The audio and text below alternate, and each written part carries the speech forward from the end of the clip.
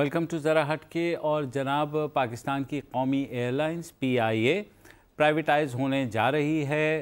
तारीख़ का अनाउंसमेंट अभी बाकी है, लेकिन गुज़िश्ता 3 रोज़ से जो कुछ चला उससे यही लगता है कि हुकूमत अब जो उन्होंने अनाउंस किया था PIA की प्राइवेटाइजेशन का, और जो IMF के साथ उन्होंने कमिटमेंट की थी, अब उसको अमली जामा पहनाने जा रहे हैं। मगर किस तरीके से? 3 रोज़ पहले एक प्रेसिडेंशियल ऑर्डिनेंस इशू किया जिसमें PIA को कॉरपोरेशन से कंपनी बना दिया गया, जिसकी वजह ये थी कि अगर वो कॉरपोरेशन रहती तो प्राइवेटाइजेशन में इश्यूज़ आते, क्योंकि पाकिस्तान का जो कॉरपोरेशन एक्ट है उसके तहत आप किसी भी कौमी इदारे को प्राइवेटाइज करने में पहले उसकी बहुत सी लीगल फॉर्मेलिटीज़ होती हैं जिनको पूरा करना ज़रूरी है, जिसमें से एक शेख ये भी थी कि पार्लियामेंट से उसकी मंजूरी ली जाए। लेकिन ऑर्डिनेंस आया, PIA लिमिटेड कंपनी बन गई, और अब कहा जा रहा है कि उसको निजकारी उसकी कर दी जाएगी।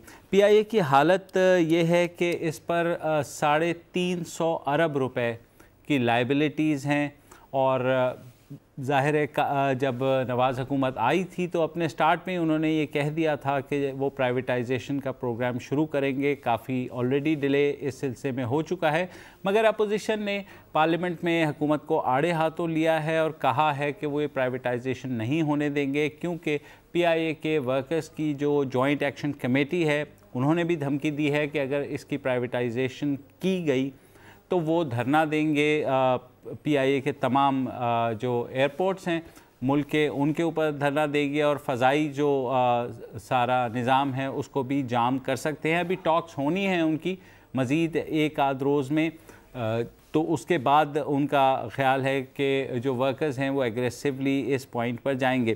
क्या ये प्राइवेटाइजेशन सही है?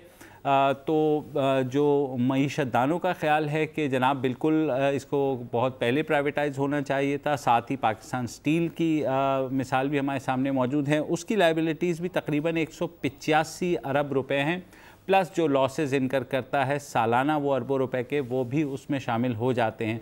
तो ये बड़ी 2 एंटिटीज़ थी जिनके बारे में कहा जा रहा था कि इनको प्राइवेटाइज़ किया जाएगा, लेकिन अपोजिशन लीडर जो हैं खुर्शीद शाह साहब नेशनल असम्बली में, वो भी खासे बरसे हैं, और जो अपोजिशन पार्टीज़ हैं उन्होंने ये इल्ज़ाम भी लगाया है कि PIA की निजकारी में दरअसल ये दुबई के शेखों को ये बेची जा रही है जिनके ज़ाती ताल्लुकात हैं हमारे हुक्मरानों के साथ। तो उसका जहाँ तक हमारे पास इंफॉर्मेशन है तो जो गल्फ़ की एयरलाइंस हैं वो इंटरेस्टेड हैं PIA को लेने में। तो अगर जैसे भी होता है, फ़िलहाल हुकूमत की तरजीह यही है। जो हमारी हुकूमती लोगों से भी बात हुई, उनका ये कहना है कि इस वक्त हमें गर्ज़ ये नहीं है कि दुबई के शेख ख़रीदते हैं या कोई अफ्रीका से आकर के इसको लेता है। मसला ये है कि क्या हम 350 अरब की लाइबिलिटीज़ को मज़ीद हम बर्दाश्त कर सकते हैं या नहीं। तो वो साहब, ओवर टू यू। जी, पहली बात तो ये है कि कॉरपोरेशन थी PIA 3 दिन पहले, अब पब्लिक लिमिटेड कंपनी है। मेरा कानूनी सवाल ये है कि क्या एक्ट ऑफ पार्लियामेंट को सदारती ऑर्डिनेंस के ज़रिए डीएक्टिवेट करके उसकी माहियत तब्दील हो सकती है बग़ैर पार्लियामेंट को बताए? ये आपसे सवाल नहीं है, ये एक सवाल है जो कानूनी हल्के से भी मैं जवाब चाहूँगा, और वैसे भी मैं अपना कन्फ्यूजन दूर करने के लिए कि पार्लियामेंट एक कॉरपोरेशन बनाती है तो फिर पार्लियामेंट ही उसे तब्दील करने की मजाज है। सदारती ऑर्डिनेंस जो है, और वो भी पार्लियामेंट की मौजूदगी में, या तो पार्लियामेंट ना हो ना, तो ये इसकी ज़रूरत क्यों पेश आई एक तो हुकूमत को।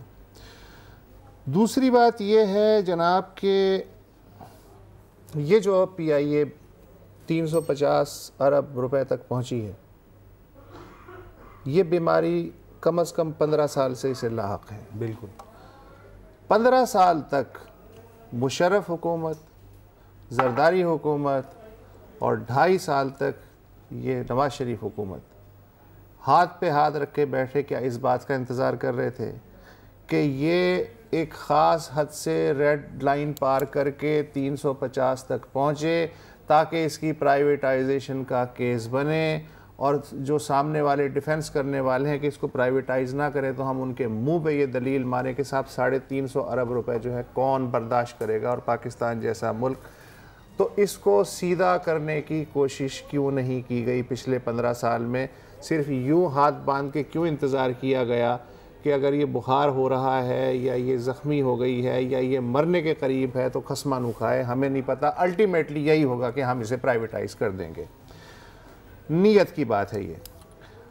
اس کو ٹھیک کیا جا سکتا تھا میرے حساب سے، ریئلسٹکلی اسپیکنگ. میں کوئی مزدور یونین یا اس کی ٹریڈ یونین کی وکالت نہیں کر رہا ہوں.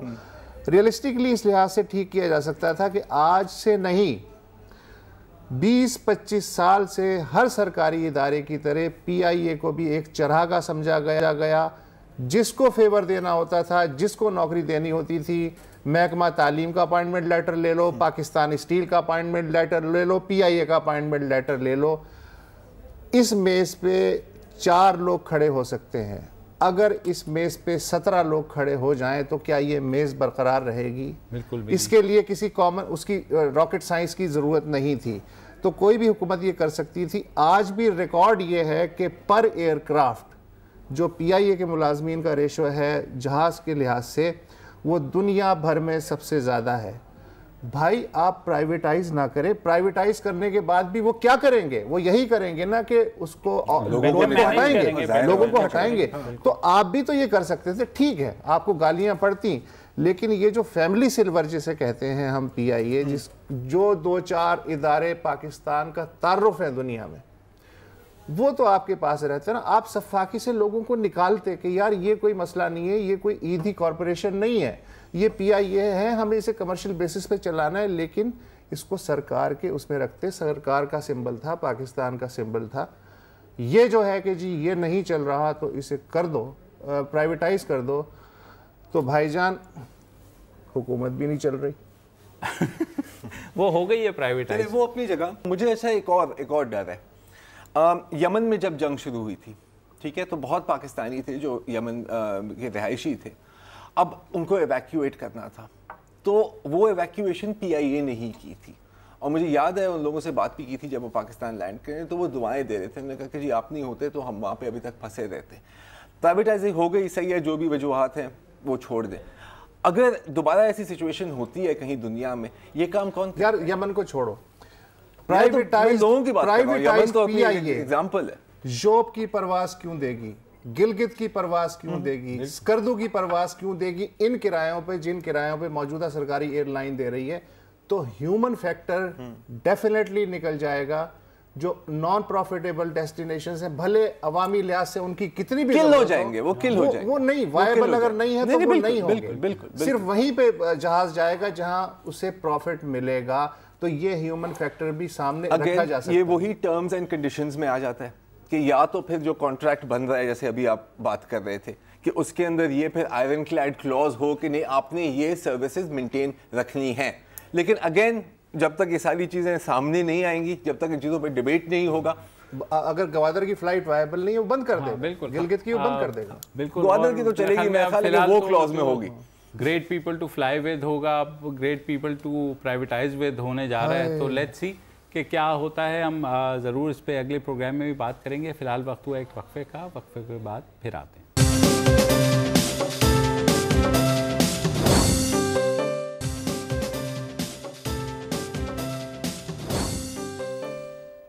اب کی بار ٹرمپ سرکار. جی ہاں، ڈونلڈ ٹرمپ کا نام آپ نے سنا ہوگا. امریکن ریپبلکن پارٹی کے صدارتی امیدواروں میں آج کل یہ پہلے نمبر پر ہیں، اور وہ اس لیے کیونکہ جو منجن ٹرمپ صاحب بیچ رہے ہیں اس کے بہت ہی خریدار بیٹھے ہوئے ہیں، اور یہ ہے نفرت کا منجن. حال میں ہی ٹرمپ صاحب نے ایک جلسے میں بیان دیا کہ مسلمانوں کا پر پابندی لگانی چاہیے امریکہ میں داخل ہونے پر، کہ کوئی بھی مسلمان امریکہ میں آج سے داخل نہ ہو. ایک ریلی میں اس نے یہ پوائنٹ ریز کیا، اور جو ان کے ساتھی اور حامی سننے آئے تھے وہ انتہائی خوش ہوئے، نعرے بازی میں لگ گئے. اب پہلے بھی ٹرمپ صاحب نے ایسی باتیں کی ہیں. کچھ ہفتے پہلے نے کہا تھا کہ جو امریکہ میں مسلمان ہیں ان کو ایک اسپیشل شناختی کارڈ دینا چاہیے جو وہ اپنے لباس پر پہنے تاکہ لوگوں کو دور سے ہی پتہ لگ جائے کہ یہ مسلمان ہے یا پھر ایک نارمل امریکن شہری ہے.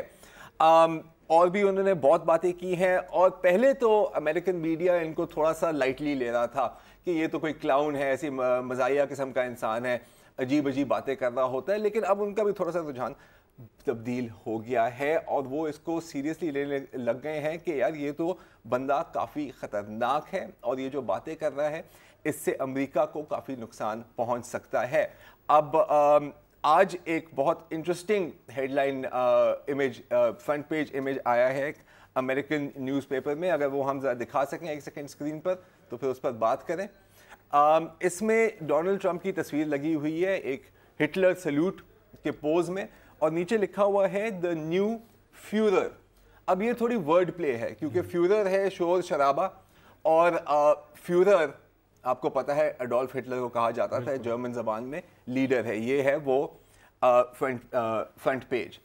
اب مسئلہ یہ ہے کہ جب بھی ٹرمپ ایسی کوئی بات کرتا ہے تو ظاہر ہے مسلمان چیخنے لگ جاتے ہیں کہ یار یہ آپ کیا کر رہے ہیں. سیاہ فام, لبرلز, پروگریسیوز اور انفیکٹ جو بھی تھوڑا سا سین یا سوچنے والا امریکن ہو وہ اس کی مذمت کرتا ہے, لیکن اس کے باوجود اس کی سپورٹ بڑھتی رہتی ہے. آخرکار کیوں؟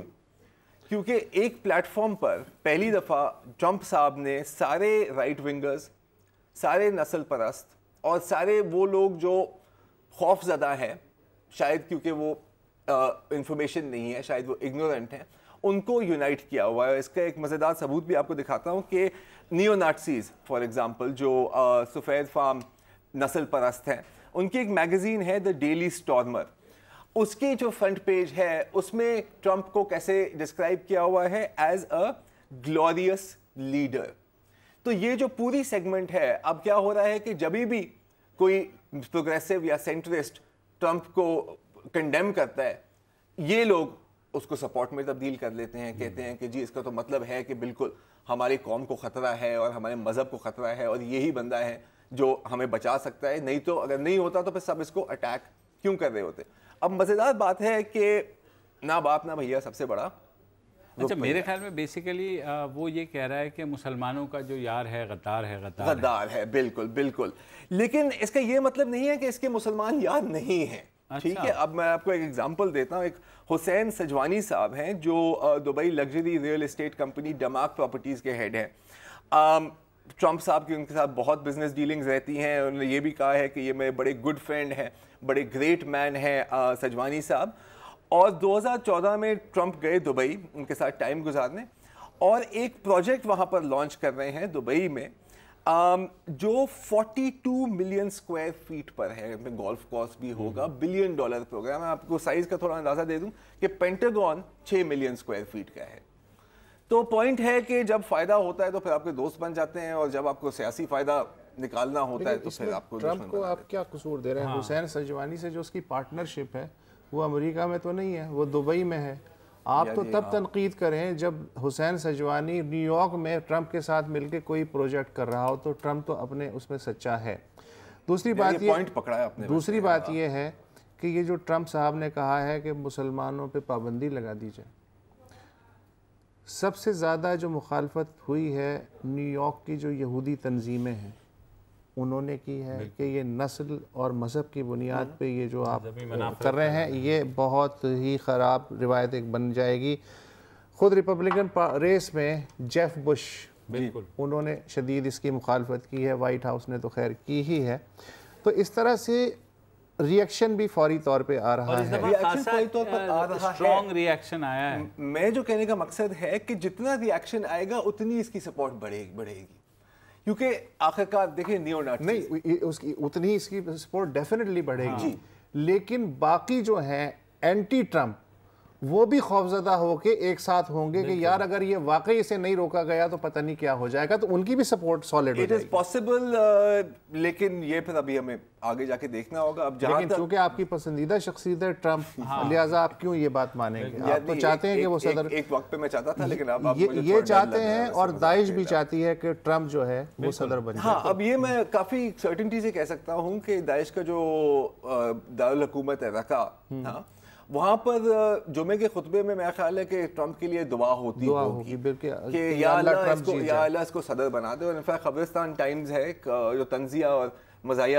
خبریں دیتی ہیں, آج انہوں نے یہ خبر تھی کہ داعش نے ٹرمپ کو اپنے نارتھ امریکن خلیفہ تسلیم کر دیا ہے.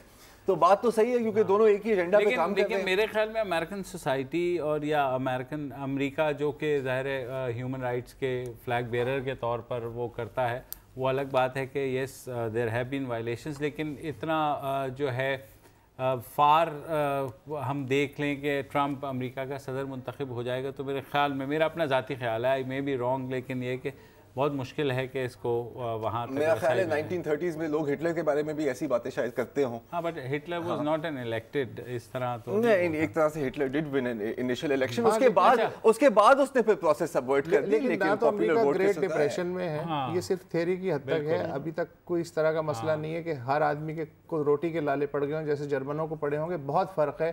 میرا نہیں خیال کہ ٹرمپ ول ٹرمپ. ہاں, ٹرمپ ول ناٹ ٹرمپ. ہو سکتا ہے کہ اس کا پتہ کاٹ دے. فی الحال وقت ہوا ہے نیوز اپڈیٹ کا, اور واپس آئیں گے تو آپ کو وہ وجہ بتائیں گے جس کی وجہ سے ٹرمپ یہ باتیں کر رہے ہیں.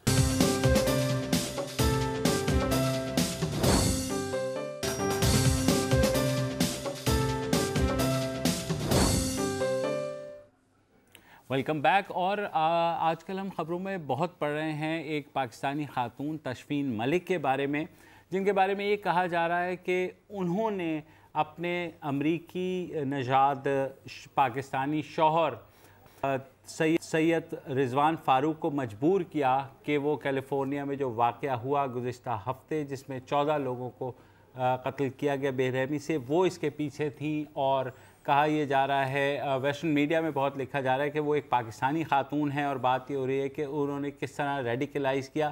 طرح طرح کی خبریں آ رہی ہیں.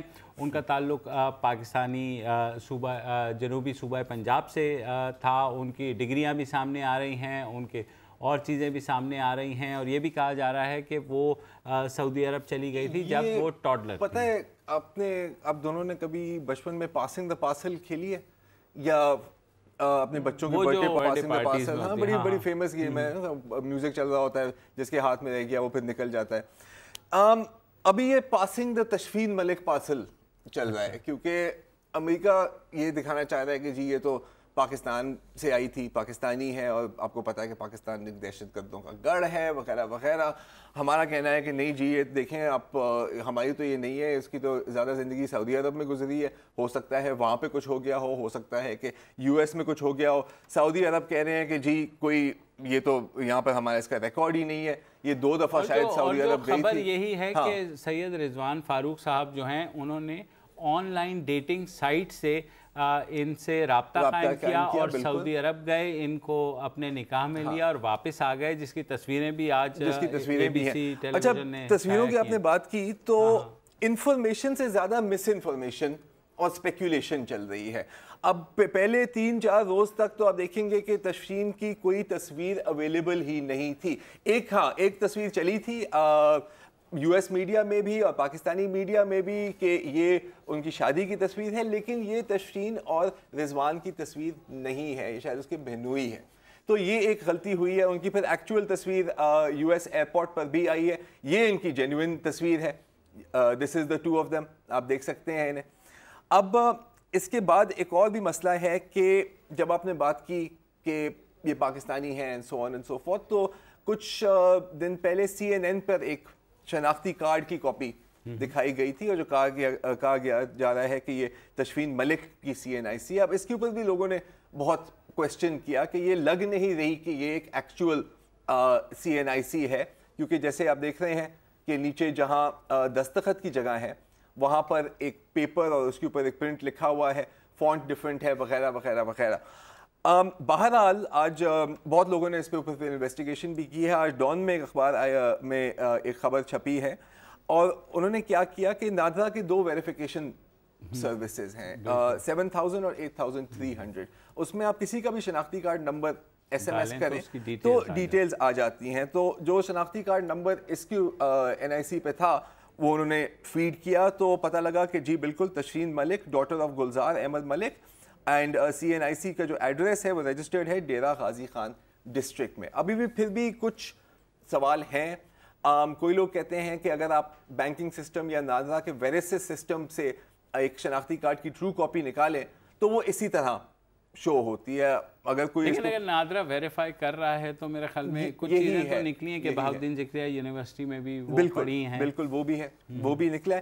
اچھا ایک اور اگین اگر ہم بات کریں کنفیوژن اور رپورٹنگ کی تو آپ نے سب نے دیکھا ہوگا کہ ایک اور خبر آئی تھی کہ شاید لال مسجد اور ملا عبدالعزیز کے ساتھ لنک ہے. تو یہ خبر بھی کہاں سے آئی؟ ARY نیوز کے ایک پروگرام میں سینئر کورسپونڈنٹ عامر غوری صاحب, ان کا کہنا تھا کہ ذرائع کے مطابق ایک سینئر US آفیشل جب نواز شریف لنڈن میں تھے تو وہ ملے نواز شریف سے اور پریزیڈنٹ براک اوباما کا ایک پیغام دیا کہ جی ہمارے پاس ثبوت ہے کہ ان کا عبدالعزیز کے ساتھ لنک ہے. ٹھیک ہے, بالکل ہو سکتا ہے, اور مطلب عبدالعزیز کے بارے میں جو ہم سوچتے ہیں وہ کوئی راز نہیں ہے, لیکن کوئی چیزیں ہیں اسٹوری میں جو تھوڑا سا مطلب ایڈ اپ نہیں کرتی. کہ ایک تو صحیح ہے اگر یہ میسج کنوے ہوا ہے, مانا کہ ہماری حکومت شاید اس کو ڈاؤن پلے کرنے کی کوشش کرے, لیکن امریکن کیوں شرمائیں گے اس طرح کی بات کو پبلک کرنے سے؟ وہ تو 1 سیکنڈ کے اندر لیک کر دیں اپنے میڈیا کو, تاکہ پریشر آپ کیسے ڈالتے ہیں, آپ میڈیا کو لیک کرتے ہیں, نیو یارک ٹائمز میں آتی ہے, اور آج کل یہ تو ہاٹ نیوز ہے. ہاں اتنی ہاٹ نیوز ہے کہ آپ نے دیکھا کہ US میڈیا نے کیا حال کیا جب ان کی اپارٹمنٹ کا ایکسیس مل گیا. وہ بھی بتایا جا رہا ہے کہ لینڈ لارڈ نے $1000 پر رپورٹر لیے ہیں. ذرا دکھائیں, یہ دیکھیں, پوری اپارٹمنٹ میں گھس گئے کیمرے لے کے, ہر ایک چیز کی ویڈیو بن رہی ہے کہ جی یہ دیکھیں یہاں ان کے بچے سوتے تھے, یہ دیکھیں یہاں سے ہمیں ایک قرآن ملا ہے, یہ دیکھیں جائے نماز ہے, وغیرہ وغیرہ وغیرہ.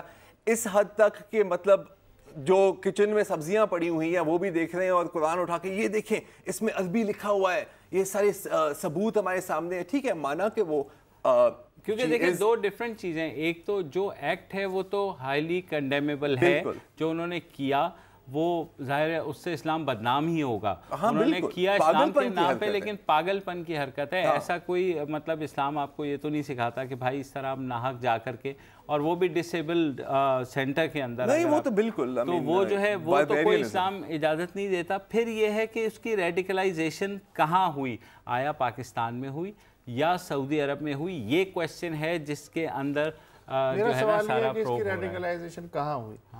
وہ 14 لوگوں کے قتل میں ملوث تھے, دونوں میاں بیوی, وہ دونوں مر گئے.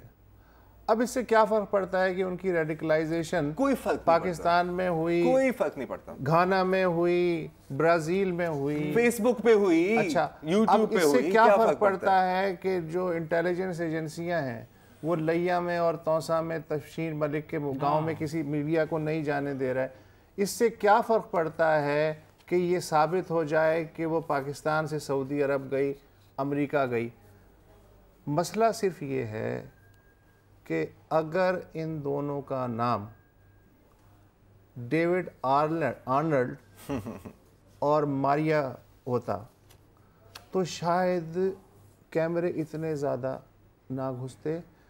ڈیرینجڈ لون کپل, مینٹلی ڈسٹرب, اور یہ لوگ جو ہیں انہوں نے ایکشن لیا اور مار دیا. اللہ اللہ خیر صلی اللہ. اس کا نام بھی جو 320 ٹیررسٹ ایکٹ ہوئے ہیں امریکہ میں 2015 میں, یہ 321واں ہو جاتا. یہ جو ہم رائتا پھیلا رہے ہیں, رائی کا پہاڑ بنا رہے ہیں, دیکھیں دیکھیں اسلام ایسے نہیں تعلیم دیتا, اور یہ ہے وائی سو اپولوجیٹک. سیدھا مسئلہ یہ ہے کہ انہوں نے کیا غلطی سے, غلط آئیڈینٹیٹی ہے, اس لیے رائی کا پہاڑ بن گیا. ورنہ یہ ایکٹ جو ہے اسی ایکٹ کی فہرست میں جاتا جس میں ہائی اسکول کے 22 بچے مارے گئے, جو سینڈی ہوک ایلیمنٹری اسکول, اس طرح چارلسٹن चर्च शूटिंग, अभी प्लान पेरेंटहुड शूटिंग इन कोलोराडो। मैंने अगर स्टैट्स की बात करें तो अगर आप 9/11 से अब तक ले लें, 2 मेजर शूटिंग इंसिडेंट्स हुए हैं जिसमें मुसलमान इन्वॉल्व थे। एक फोर्ट हुड में एक मरीन सर्जेंट ने शूटिंग की है, और ये है। अब मतलब ज़रूर ये नहीं है कि हमें डिनाइल में रहना चाहिए, लेकिन fact of the matter is कि इस तरह की रेडिकलाइजेशन आप घर बैठकर आप रेडिकलाइज हो सकते हो यार। ये नॉन क्वेश्चंस हैं, ये नॉन इश्यूज हैं, सिंपल बात। चलें फिलहाल वक्त हुआ एक ब्रेक का। और असला उन्होंने वहीं से खरीदा था, हाँ, कैलिफोर्निया से बाहर का खरीदा था, एंड इट इज अवेलेबल। आप Kmart जाके, आप वॉलमार्ट जाके आप खरीद हो सकता है उनके पास इतना ज़्यादा असला ओपन मार्केट से एक्सेस सहूलत ना होती तो शायद कम आदमी मरते, शायद हालात कुछ और होते। सर यूके में अभी जो सबवे पे केस हुआ है, हाँ, छुरा था उसके हाथ में। ये अमेरिका होती तो ये M16 होती। आप सोच सकते हैं कि फिर उसका क्या और एक बंदे ने उसे कहा जिसके हाथ में छुरा था कि you can't be a Muslim, you ant no Muslim bro. और वो हैशटैग आपको इसके ऊपर भी हैशटैग था, बिल्कुल। मुस्लिम अपार्टमेंट का भी हैशटैग था, लेकिन मेरा ख्याल है कि वो हम आपको दिखा नहीं सकते क्योंकि वक्त महदूद है। अभी हम लेंगे एक ब्रेक और फिर ब्रेक के बाद दोबारा हाजिर होंगे।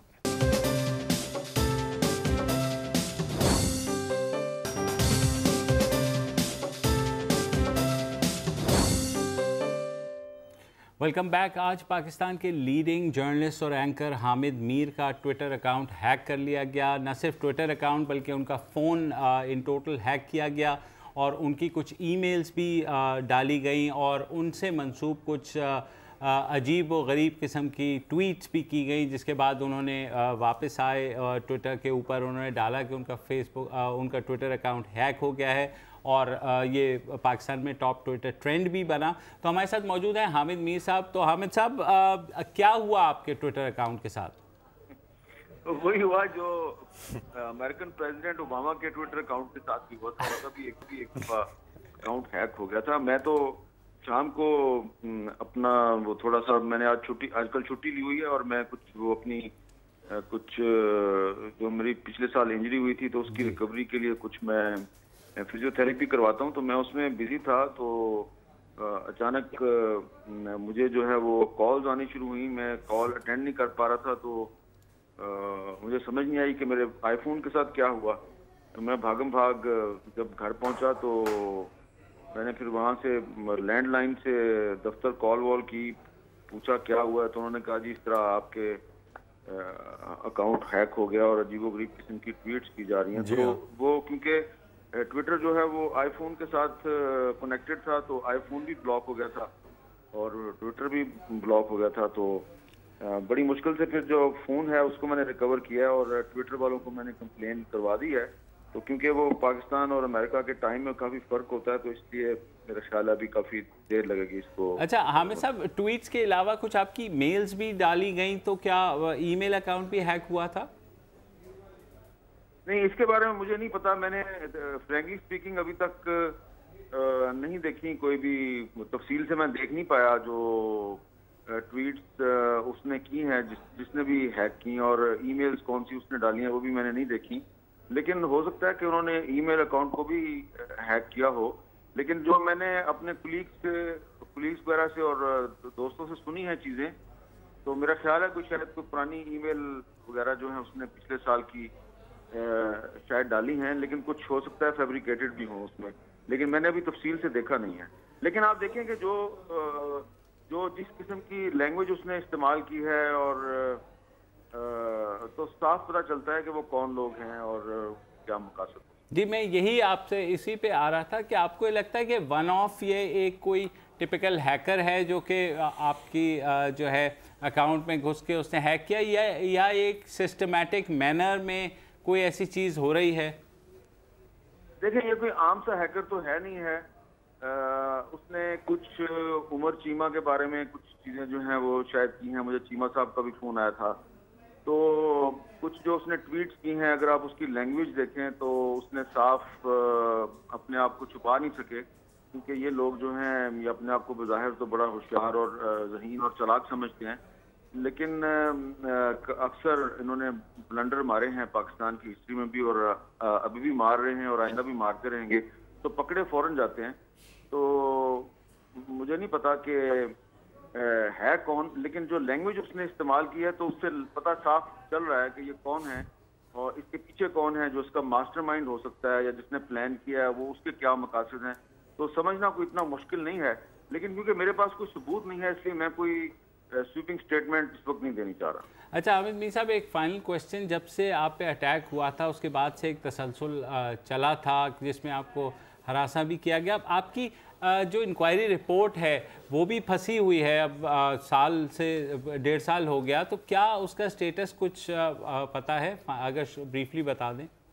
دیکھیں, جتنا آپ کو پتہ ہے اتنا ہی مجھے پتہ ہے. وہ جو پرائم منسٹر صاحب نے سپریم کورٹ کے 3 معزز جج صاحبان پر مشتمل ایک انکوائری کمیشن بنایا تھا, اس کا مینڈیٹ یہ تھا کہ اس نے 3 ہفتے کے اندر اپنی رپورٹ دینی تھی, اور 3 ہفتے کے اندر 3 مرتبہ انہوں نے مجھے بھی بلایا اور کئی گھنٹے تک میرے سے بات چیت کی. اس کے علاوہ 20 سے زائد لوگ جو ہیں, مختلف شعبہ ہے زندگی کے لوگ تھے, مختلف اسکول آف تھاٹ کے لوگ تھے, ان کو بھی بلایا. کچھ لوگوں کو انہوں نے بلایا لیکن انہوں نے آنے سے انکار کر دیا, کیونکہ وہ تو آپ کو پتہ ہے وہ آتے ہی نہیں ہیں, کسی بھی عدالت میں نہیں آتے, کسی انکوائری کمیشن کے سامنے بھی نہیں آتے. اور پھر ایک انٹرسٹنگ بات یہ ہوئی کہ کچھ مہینے پہلے مجھے پرائم منسٹر صاحب نے ہی پوچھا کہ جی وہ آپ کے انکوائری کمیشن کا کیا ہوا. تو میں نے بڑی حیرانگی سے دیکھا کہ کیا یہ پرائم منسٹر صاحب ہی پوچھ رہے ہیں مجھے. میں نے کہا اچھا حامد صاحب سوری میں انٹرپٹ کروں گا, ایکچولی ہم نے بس کلوزنگ کی طرف جانا ہے, بس یہیں روکوں گا کہ پرائم منسٹر کو بھی نہیں پتا کہ وہ خود آپ سے پوچھ رہے ہیں کہ انکوائری رپورٹ کا کیا ہوا, تو اس سے ہی اندازہ لگا دینا چاہیے. Thanks for joining with us on this show. یار مطلب میں صرف ایک بات کروں گا معذرت سے, کہ وہ جو زبان کی بات کر رہے ہیں کہ بالکل کلیئرلی ایکسپوز ہوا, مجھے پتہ ہے کیا بات کر رہے ہیں. وہ میں لکھا ہوا تھا I was ordered to do this and I obey orders. یار اب اس کو اگر ہم اسموکنگ گن لے رہے ہیں تو آئی تھنک, لیکن جو ان کے ساتھ ہوا ہے سر اب نہیں تو سر یہ نہیں sir I am sorry but it is an assumption, اور ہمیں یہ کلیئرلی ازمپشن اگر ایک سسٹمیٹک مینر میں ایک چیز ہوتی آ رہی ہے تو سر اب دیکھیں نہیں اگر ہم اس چیز کو اسموکنگ گن لے رہے ہیں کہ وہاں پہ لکھا ہوا ہے کہ آئی واز آرڈرڈ, تو یار 16 سال کے بچے اتنی ہیکنگ کر سکتے ہیں. یو ایس اسٹیٹ ڈپارٹمنٹ کے سسٹم کو کس نے ہیک کیا بھائی جان؟ رشیا نے نہیں ہیک کیا. It was a 15-year-old. But they never wrote I was ordered. Because sir, my point is یہ تو ایسا ہے نا کہ میں کہیں جاؤں اور حملہ کروں اور وہاں پہ میں کارڈ دیکھ لوں کہ this was done by Raw. تو I mean, I'm sorry. I mean یہ تھوڑا سا اشارہ ہے میرے خیال میں کچھ نہ کچھ اپنا سر دیکھیں I think assumption ہے. سر سبین محمود پہ جب قتل ہوا تھا, لوگوں کی assumption کیا تھی؟ وہ تو یہ آپ کو بھی پتا ہے, آپ کو بھی پتا ہے, مجھے بھی پتا ہے. میں صرف کہہ رہا ہوں کہ فائنل ورڈ یہ ہے کہ پروگرام کا وقت ختم ہو چکا ہے. انہیں لڑتا چھوڑتے ہوئے میں جانا چاہتا ہوں. انشاءاللہ کل آپ لوگوں سے ملاقات ہوگی.